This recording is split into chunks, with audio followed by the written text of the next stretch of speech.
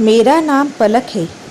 यह कहानी मेरी बेटी अधीरा और उसके ज़िंदगी पर है। मैं एक छोटे से गांव की रहने वाली हूँ। जब मैं विधवा हुई तो मेरे माँ बाप ने मेरी दूसरी शादी एक ऐसे व्यक्ति से कर दी जिसका पहले से ही एक बेटा था और मेरे पास भी एक बेटी थी।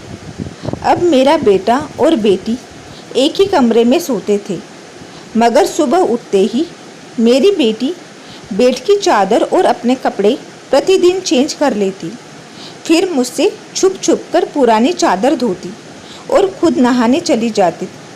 कई बार तो मेरी बेटी बेहोश भी हो जाया करती थी। वह दिन ब दिन बहुत कमज़ोर होती जा रही थी। एक दिन सुबह उठकर मैं जल्दी से बेटी के कमरे में चली गई, मगर आगे का माहौल देखकर मैं शर्म से पानी पानी हो गई। दिल से एक ही विनती निकली कि हे भगवान, ऐसा मंजर किसी भी माँ को ना दिखाए, क्योंकि वह मेरी बेटी और बेटा। मैं शादी के 3 साल बाद ही विधवा हो गई थी। उस वक्त मेरी उम्र 20 साल की थी, क्योंकि मेरे माँ बाप ने मेरी शादी 17 के साल की उम्र में ही कर दी थी। मैं अपने माँ बाप की इकलौती बेटी थी, मगर मुझे ऐसा लगता था कि मैं उन पर एक बहुत बड़ा बोझ हूँ, मानो जैसे मैं उनकी बेटी ही नहीं थी। मेरे पैदा होने के बाद ही मेरी माँ की खुशी नहीं देख पाई थी और मेरे पिता को उनको तो बेटा ही चाहिए था। उनको बहुत चाहत थी, इसलिए वह मुझे नापसंद करते थे और हमेशा ही मुझसे अलग रहते थे। मुझे दिल से प्यार नहीं करते थे। वह मुझे अपना मानते ही नहीं थे और मुझ पर बहुत गुस्सा करते थे। कुछ खानदानी लोगों की वजह से मेरे पिता दूसरी शादी भी नहीं कर सके। बस इसी कारण वह मुझसे बहुत नफरत करते थे। हर वक्त मुझसे सख्ती के साथ ही बात करते थे और इसी वजह से उन्होंने मेरी शादी भी जल्दी करवा दी थी। मेरा पति बैंक में क्लर्क था। हमारी एक 3 साल की बेटी भी थी, मगर एक दिन बैंक से आते हुए रास्ते में उनका एक्सीडेंट हो गया और मौके पर ही उनकी मृत्यु हो गई। वह भी मेरा साथ छोड़कर चले गए। वह दिन मेरे लिए किसी कयामत से कम नहीं था। मुझ पर तो परेशानियों के पहाड़ टूट पड़े थे। कुछ दिन गुजरने के बाद मेरे सास ससुर ने भी मुझे मेरे माँ बाप के घर भेज दिया। शायद उन पर भी मैं बोझी थी। वह भी मुझे अच्छा नहीं समझते थे। उनके ख्याल से मैं मनहूस औरत थी। मैंने ही जैसे उनके बेटे को मार दिया हो। फिर मैं चुपचाप अपने माँ बाप के साथ उनके घर आ गई। मेरे माँ बाप भी मुझे बोझी समझते थे। मैं अपनी बेटी को सीने से लगाकर अकेले अकेले बहुत रोती थी। फिर कुछ दिन बाद मेरे माँ बाप ने मेरी दूसरी शादी कर दी, एक ऐसे व्यक्ति से जिसका पहले से ही एक बेटा था और मेरे पास भी एक बेटी थी। हम दोनों एक जैसे थे, इसलिए हमारी शादी भी हो गई, वरना मेरे लिए तो अच्छे रिश्ते भी नहीं आते थे। उसका बेटा मेरी बेटी 1 साल से छोटा था। उसके बेटे का नाम आर्यन था और मेरी बेटी का नाम अधीरा था। हम लोग साथ ही रहने लगे और वक्त इसी तरह गुजरने लगा। देखते ही देखते अधीरा 17 साल की हो गई और आर्यन 16 साल का। जब आर्यन के पिता का देहांत हो गया, वह भी इस दुनिया से चले गए। मतलब मेरे दूसरे पति, उनकी हमेशा ही तबीयत खराब रहती थी। तरह तरह की बीमारियों ने उन्हें घेर रखा था, लेकिन उनकी बीमारियों के साथ जैसे तैसे गुजर बसर हो रहा था। उनके जाने के बाद मानो जैसे घर की रौनक ही उड़ गई थी। हमारा अपना मकान था, इसलिए किराए की चिंता नहीं होती थी और मेरे घर में ही एक किराना की छोटी सी दुकान थी। एक दिन हम सब सो रहे थे, फिर अचानक ही बहुत ज़ोर से आवाज़ आई। मेरा तो दिल बैठ गया। मैं बहुत घबरा गई और डर भी गई थी। मैंने देखा यह आवाज़ तो आर्यन के कमरे से आई है और मैं उसके कमरे की तरफ दौड़ी। मैंने वहां जाकर देखा तो मैं देखते ही हैरान हो गई। कमरे की छत गिर गई थी। यह देखकर मैं घबरा गई। मुझे डर था कि कहीं आर्यन तो इस छत के नीचे नहीं दब गया। जब मैं करीब गई और मैंने जाकर देखा तो आर्यन वहाँ नहीं था। वह बाथरूम जाने के लिए उठा होगा। उसकी जान बच गई क्योंकि उसके कमरे की छत गिर गई थी। मैंने ईश्वर को धन्यवाद किया। यह तो अच्छा हुआ कि आर्यन को कोई चोट नहीं आई। अगर उसको कुछ हो जाता तो मैं उसके पिता को क्या मुंह दिखाती। लेकिन अब हमारे पास इतने पैसे नहीं थे कि हम उस छत को दोबारा ठीक कर सके। कमरे का तो कबाड़ा ही बन गया था। सारी छत गिर चुकी थी और हमने उसको उसके हाल पर ही छोड़ दिया था। उसके बाद मैं अपने लिए अपना बिस्तर रसोई में ही डाल दिया और कमरे में 2 बच्चों को सोने के लिए कहा, क्योंकि बाहर तो बहुत ज़्यादा सर्दी थी और बाहर कोई सो भी नहीं सकता था। और कमरे में एक बेड और एक चारपाई थी। 2 लोग भी बड़ी मुश्किल से सो पाते थे। अब वह दोनों एक ही कमरे में सोते थे। मजबूरी थी, क्या कर सकते थे।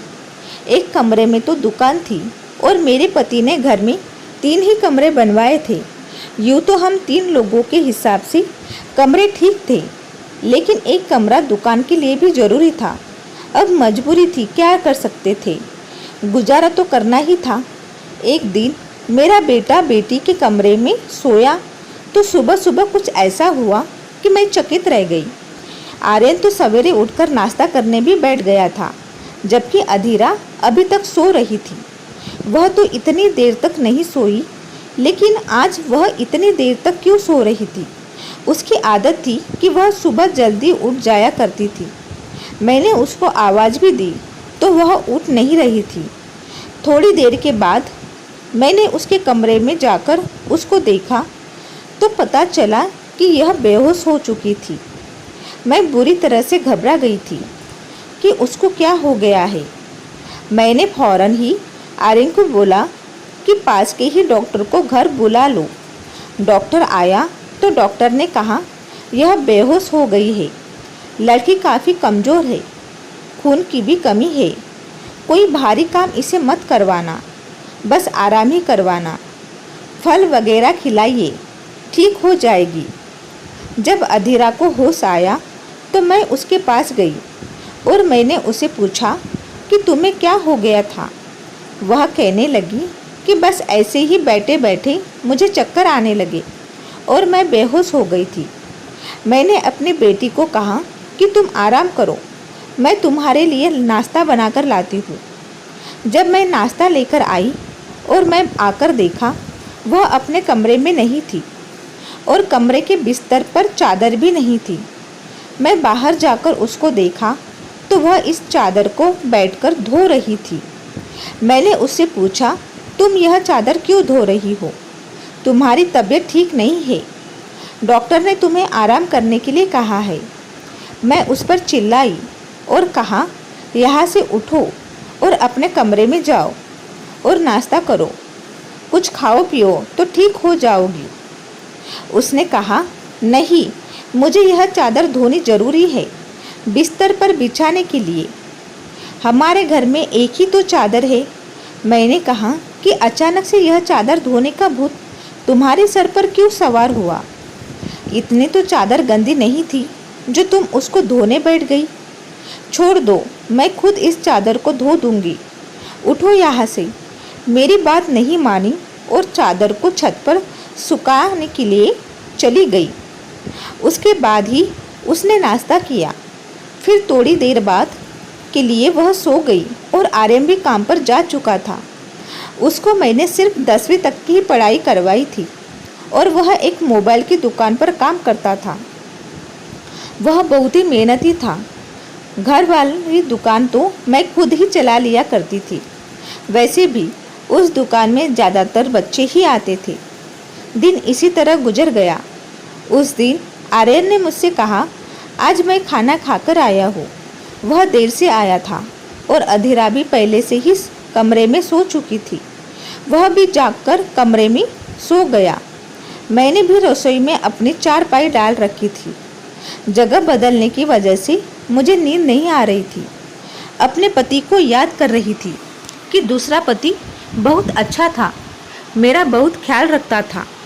उसने कभी भी मुझे पहली शादी का ताना नहीं दिया था और मेरी बेटी को वह हमेशा अपनी ही बेटी समझता था और मैंने भी आर्यन को अपना ही माना है।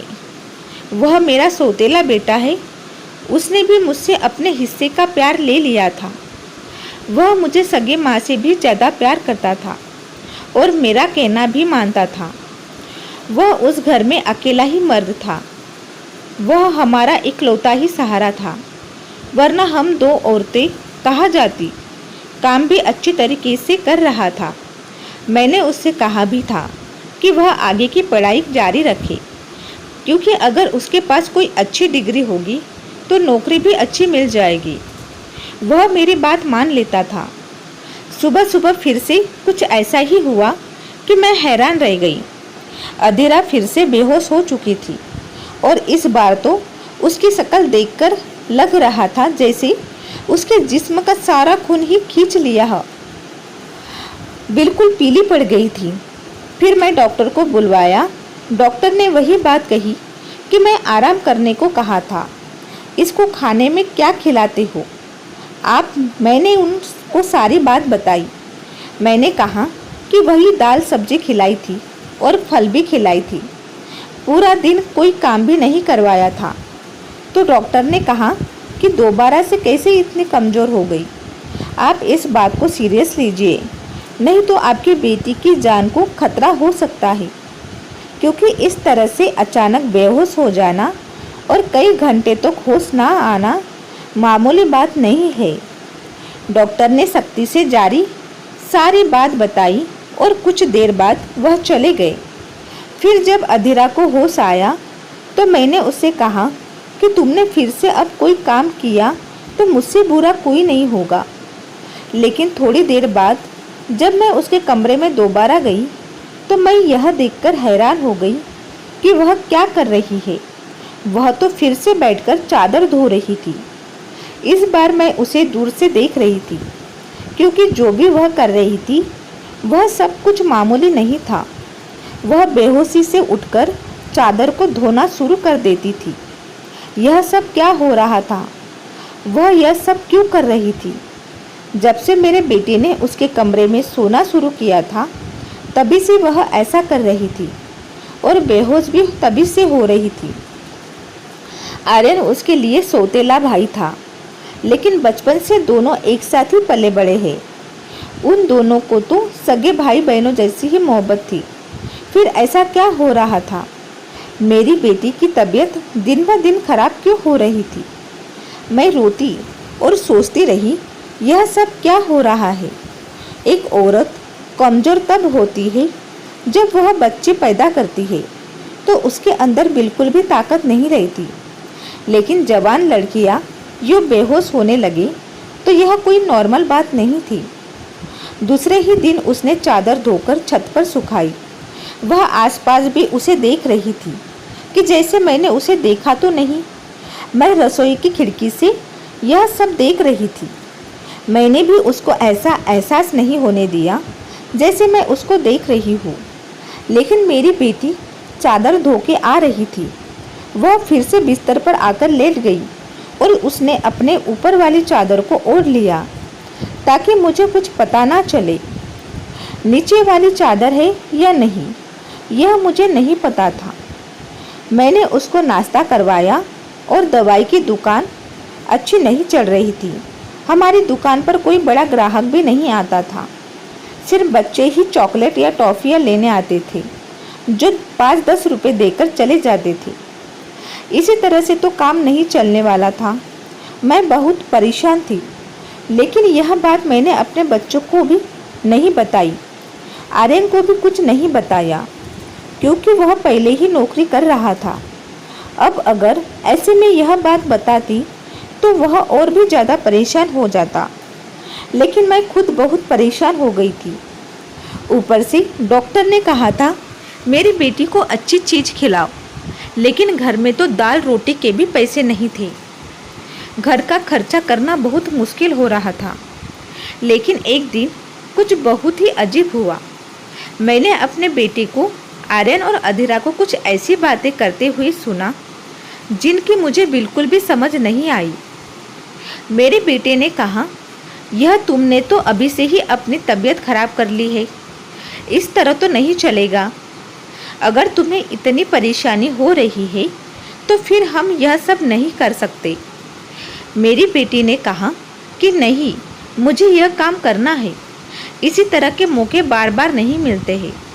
और मुझे क्या पता था कि मेरे साथ यह सब कुछ हो जाएगा। मुझे तो पता ही नहीं था कि मेरे अंदर इतनी भी ताकत नहीं है। मेरे बेटे ने कहा कि अब तो तुम्हें पता है ना, तुम्हारी ज़िंदगी को दांव पर नहीं लगा सकते।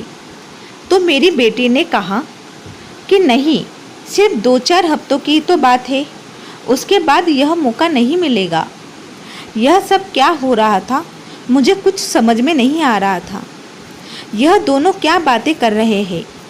एक दिन तो मैंने कुछ ऐसा देखा जिसको देखकर मैं दंग रह गई। सुबह सुबह ही मेरी बेटी ने चादर को फिर से धोकर छत पर सुखा दिया और वह एक तरफ खड़ी होकर उल्टी कर रही थी। मैंने कहा कि क्या हो गया है तुम्हें? वह घबराई हुई और कहने लगी कि अचानक से मेरा पेट खराब हो गया। मैंने कहा क्या मतलब है इस बात का कि पेट खराब हो गया? तुम्हारा क्या खा रही हो तुम ऐसा, और चादर को बार बार क्यों धोती हो? क्या छुपा रही हो? अगर मुझे पता चला कि तुमने कोई ऐसी वैसी हरकत की है जिससे मेरी और तुम्हारे पापा की इज्जत दांव पर लग गई है, तो मैं तुम्हें कभी माफ़ नहीं करूँगी। मेरी बेटी हैरान हो गई। उसने कहा, माँ आप किस तरह की बातें कर रही है? ऐसा कुछ नहीं है जैसा आप सोच रही है। लगता है आज आपने कोई फिल्म देखी है या किसी ने आपके कान में मेरे खिलाफ भर दिए हैं जो आप इस तरह की बातें कर रही है। मैं ऐसा क्यों करूँगी? और अगर मैं इस चादर को धो दिया है तो क्या हो गया? चादर गंदी हो गई थी, बस इसलिए धो दिया। आपको तो पता है कि कई दिन से मेरी तबीयत खराब है, तो दवाइयाँ खाने की वजह से मेरे पेट में भी खराबी हो चुकी है। अगर मुझे उल्टी आ गई तो इसका और कोई मतलब नहीं है। मेरी बेटी मुझे इस तरह से बात कर रही थी। मैंने उसके मुंह पर थप्पड़ दे मारा और वह जमीन पर गिर गई। तभी अचानक आर्यन भी आ गया। उसने कहा, माँ आप यह क्या कर रही हो? आपने इस पर हाथ क्यों उठाया? तो मैंने उससे कहा, हाँ मैंने उसको मारा है, इस पर हाथ उठाया है, और ऐसा तो मुझे बहुत पहले ही करना चाहिए था, लेकिन अभी मैं पूरी तरह से बात की तह तक नहीं पहुंची हूँ। जिस दिन मुझे पता चल गया तुम दोनों के बारे में, उस दिन देखना। अब मुझे खुद पता नहीं था कि मुझे क्या हो गया था। मेरे दिल में जो बात आ रही थी मैं वही बोलती जा रही थी, जो कि मुझे इस तरह नहीं बोलना चाहिए था। रात को अचानक मेरी आँख खुली और मैंने देखा कि मेरे बच्चों को कमरे की लाइट चल रही थी। उस वक्त वह क्या कर रहे थे? उनको तो इस समय सो जाना चाहिए था, और मुझसे तो शाम को ही कह रहे थे कि आज हम जल्दी सो जाएंगे। मैं जब कमरे के करीब गई तो वह न सिर्फ जाग रही थी बल्कि बातें भी कर रहे थे। किसी बात पर बहुत ज़्यादा खुश हो रही थी। मेरा बेटा कह रहा था कि तुम बहुत खुशकिस्मत हो, तो बेटी कहने लगी कि हाँ खुशकिस्मत तो हूँ, लेकिन अभी कल फिर से जब मेरी तबीयत खराब होगी तो माँ फिर से मुझे देखकर बहुत परेशान हो जाएगी। कब तक ऐसे झूठ बोलेंगे? बेटा बोला, बस कुछ दिन और कर लेते हैं, फिर सब ठीक हो जाएगा। मैं उनकी बातें सुनकर हैरान रह गई। आज मुझसे रहा नहीं गया और मैंने कमरे के दरवाजे को खोलने की कोशिश की। मैं हैरान रह गई, उन्होंने दरवाजे को अंदर से बंद क्यों किया था? क्या वजह थी दरवाज़ा बंद करने की? वैसे भी अब मौसम बदल रहा था, उनको दरवाज़ा खोलकर सोना चाहिए था। मैंने दरवाजे पर बार बार दस्तक देना शुरू कर दिया, लेकिन इस तरह से दस्तक देने के बावजूद भी उन लोगों ने दरवाज़ा खोलने में आधा घंटा लगा दिया। और उसके बाद जब मैंने कमरे में देखा तो उनके अलावा कमरे में कोई नहीं था, और वह दोनों ऐसे शक्ल बनाकर बैठे थे जैसे नींद से जागे हो। मैंने कहा, इतनी देर दरवाज़ा क्यों नहीं खोला? कहने लगे, हम तो सो रहे थे। मैंने कहा कि झूठ मत बोलो, तुम लोग जाग रहे थे और बातें कर रहे थे। उन्होंने कहा कि हम क्यों इस समय जागेंगे और बात क्यों करेंगे। हमारा कौन सा कल पेपर है जो हम तैयारी करेंगे और जागेंगे। हम लोग तो सो रहे थे। मुझे उन दोनों की हरकतें समझ नहीं आ रही थी। मेरे पास बोलने के लिए कोई शब्द नहीं थे। मुझे उनकी बातें समझ नहीं आ रही थी, क्योंकि वह दोनों तो ऐसे ही बैठे थे जैसे नींद से अभी अभी जागे हो। उसके बाद मैंने उनको कुछ नहीं कहा और वहाँ से चली गई। लेकिन मैं सोचती थी कि कोई ना कोई गड़बड़ तो जरूर है। मैं यह देखकर हैरान रह गई। एक दिन मेरी बेटी के बाजू में नील के निशान भी थे। यह तो जख्म के निशान थे। समझ नहीं आ रहा था कि उसे क्या लगा था। मैंने उसे पूछा तो उसने कहा कि छुरी लगी है, लेकिन छुरी तो उंगली पर लगती है, बाजू पर नहीं। मेरी बेटी कोई ना कोई बात है जो मुझसे छुपा रही थी। कभी बेहोश हो जाती थी, कभी उसके शरीर पर अजीब अजीब तरह के निशान होते थे और कभी उठकर अपने बेड की चादर धोने लग जाती थी और मुझे कमरे में जाने भी नहीं देती थी। मेरा दिमाग जिस तरह जा रहा था, मैं वैसे सोचना नहीं चाहती थी। मेरी गलती थी। मैंने आग और पानी को क्यों एक साथ रखा। मुझे ऐसा नहीं करना चाहिए था। मैंने सोच लिया कि मुझे क्या करना है। जवान लड़का लड़की को मुझे एक साथ एक ही कमरे में नहीं सोने देना चाहिए था। गलती तो मेरी ही थी। मुझे ही इन सब बातों का ध्यान रखना चाहिए था। आर्यन था तो अधीरा का सौतेला भाई ही। नियत बदलने देर नहीं लगती।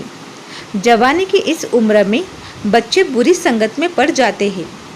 सगा भाई तो सगा होता है और सौतेला भाई सौतेला। कि फिर मैं कैसे सौतेले भाई बहन को एक साथ एक ही कमरे में सुला रही थी।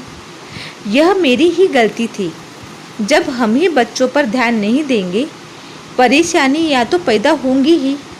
अच्छी बुरी बातों का ध्यान तो हमें ही रखना होता है। बच्चे तो नादान होते हैं और नादानी में ही बहुत सारी गलतियां कर बैठते हैं। जैसे जैसे विचार मेरे दिमाग में आ रहे थे, अगर यह सारे विचार सही हो गए तो फिर सारा का सारा कसूर मेरा ही होगा।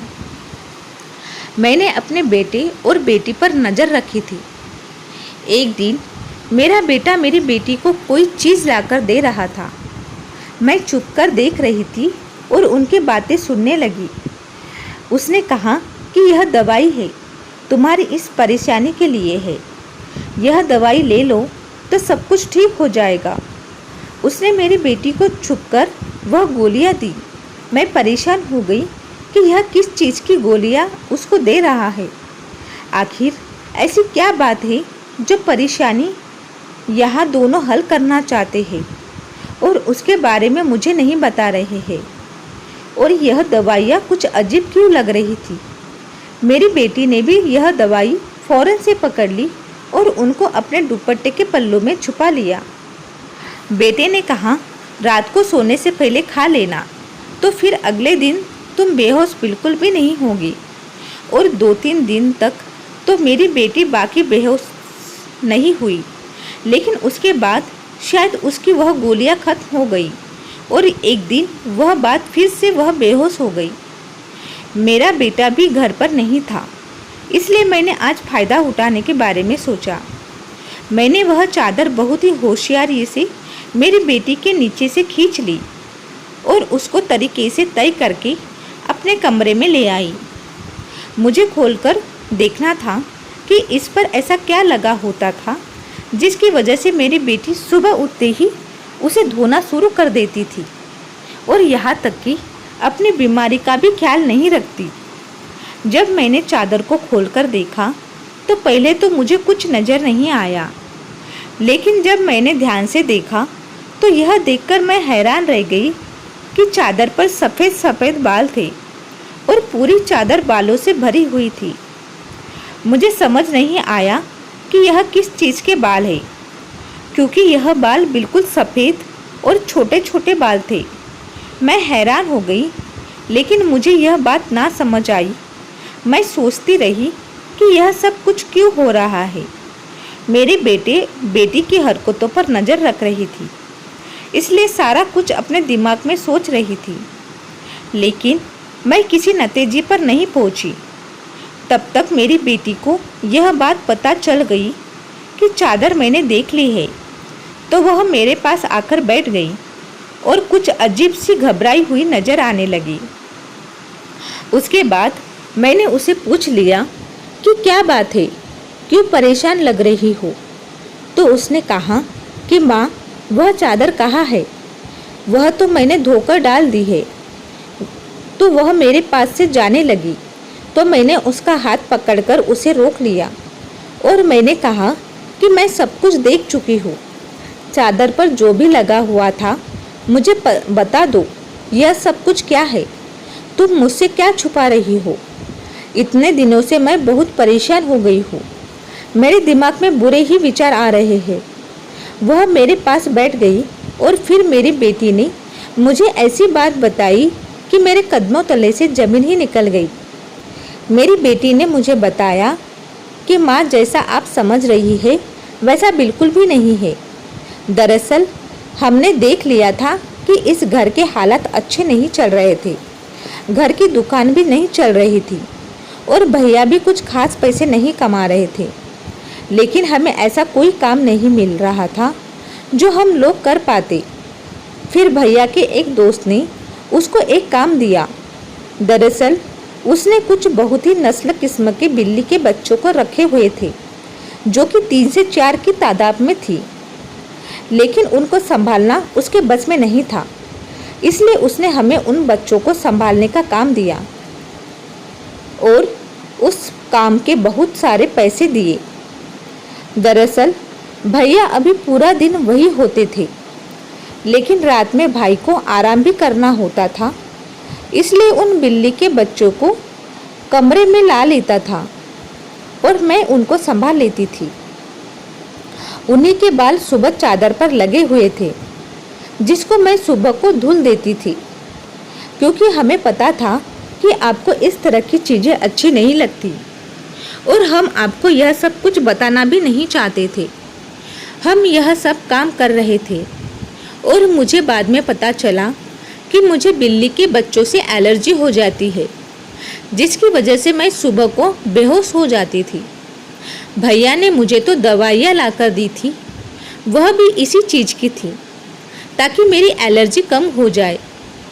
माँ, भैया का वह दोस्त बहुत अमीर है और वह इस काम के हमें बहुत ज़्यादा पैसे भी दे रहा था। वह हमें एक दिन के 1000 रुपये दे रहा था और आज उन बच्चों का हमारे घर पर आखिरी दिन था, क्योंकि अब वह उन्हें लेकर दूसरे शहर चला गया है और हमने इतने पैसे कमा लिए हैं कि हम उस कमरे की छत भी डलवा सकते हैं और घर का कुछ राशन भी ला सकते हैं। हमें पता है कि आपको पालतू जानवर पसंद नहीं है, इसलिए हमने आपको यह बात नहीं बताई थी, लेकिन आपने तो ना जाने हमारे बारे में क्या क्या सोच लिया। हम पर इतना शक किया। आपने हमारे बारे में जो बातें की वह हमारे दिल में तीर की तरह जाकर लगती थी। मैं जानती हूँ कि वह मेरा सौतेला भाई है, लेकिन वह मेरे सगे भाई से भी बढ़कर है। उसने हर बार सिर्फ हमारे बारे में ही सोचा है, जबकि देखा जाए तो हम उसके क्या लगते हैं। उसका पिता तो इस दुनिया से जा चुका है और उसके अपने रिश्तेदार भी तो है, जो कि हमसे बहुत ज़्यादा अमीर है।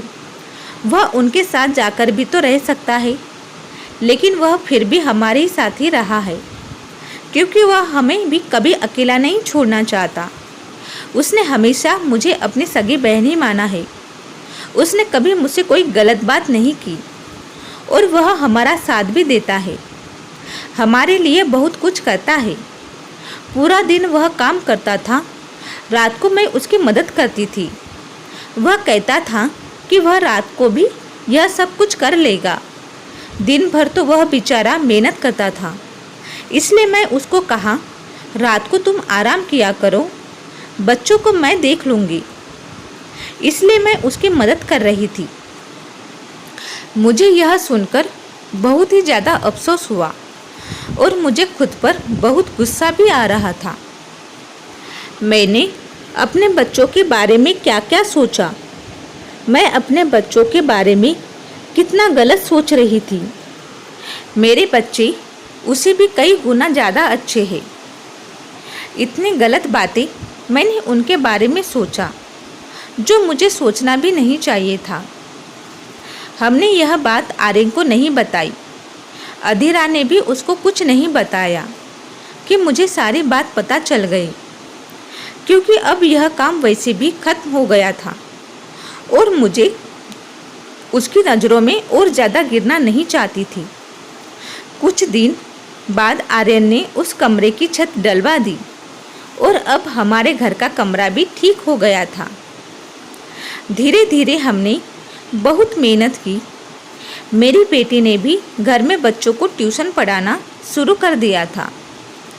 हमारे हालात पहले से बेहतर होने लगे। धीरे धीरे इतने बेहतर हो गए कि हमारे घर में कोई तंगी नहीं रही थी। मेरे साथ ज़िंदगी ने बहुत बुरा किया था, लेकिन अच्छा यह किया था कि मुझे बहुत होनहार और अच्छे बच्चे दिए, चाहे वह मेरे अपने थे या पराए। ईश्वर की कृपा से मेरे दोनों बच्चे बहुत ही मेहनती हैं और इस बात को मैं समझती हूँ कि अभी उनकी मेहनत के दिन है। हाथ पर हाथ रखकर नहीं बैठ सकते, क्योंकि उनके सर पर पिता का साया नहीं था और मैं भी कुछ खास नहीं कर सकती थी। इस बात का उनको एहसास था और यह एक बहुत बड़ी बात है। ईश्वर की कृपा है कि अब सब कुछ ठीक हो गया है। ऊपर वाले का लाख लाख शुक्र हुआ।